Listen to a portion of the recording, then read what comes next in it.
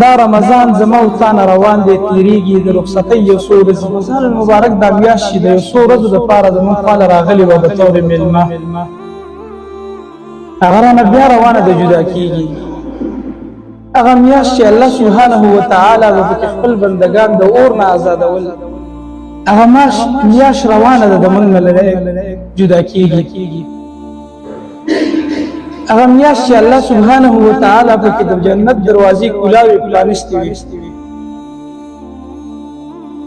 هغه میاشت چې الله به هره ورځ د خپلو بندګانو دپاره جنت ښایسته کول هغه میاشت چې هغه رحمان او رحیم ذات پکې رحم دومره فراخه کړي چې د رحمت دروازې ورته کلاوې کړي وي هغه میاشت چې الله پکې زمونږ او ستاسو دشمنان شیاطین تړلي هغه میاشت چې الله به زمونږ ګناهونه پکې هسې په لاس اوچتولو بخل هغه میاشت د موږ نه روانه ده زما محترمو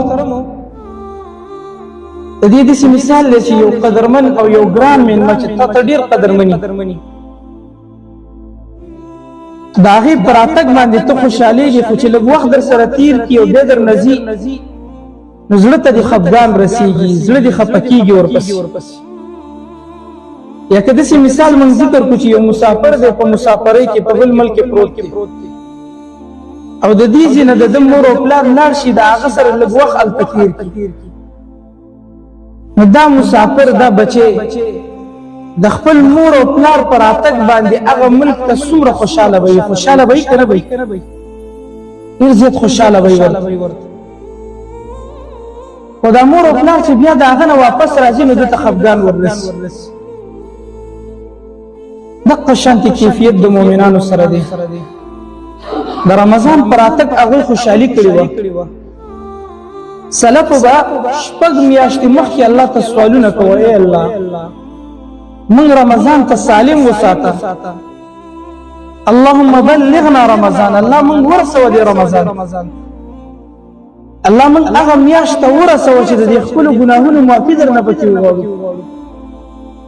الله هغه رمضان ته من ورسوه چې تا پکې قرآن نازل کړی دی